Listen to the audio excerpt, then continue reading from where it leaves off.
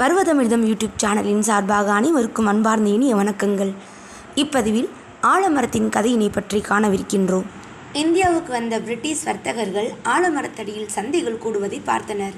இந்தியாவின் எல்லா மாநிலங்களிலும் மொழி இன வேற்றுமைக்கு அப்பால் ஆலமரத்தடியில் தான் வியாபாரங்கள் நிகழ்ந்து வந்தன.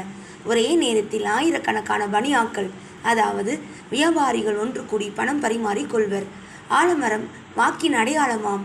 பேரம் பேசும்போது ஆலமரத்தின் கீழ் ஒப்புக்கொள்ளப்பட்ட பணம் எப்படியும் வந்துவிடுமாம். வர்த்தகர்கள் கூட்டத்தை குறிக்கும் பனியாவே என்பதே ஆங்கிலத்தில் மரத்தின் பெயரானது. இதுவே பேனியன் ட்ரீ என்று பெயர் வர காரணமாயிற்று.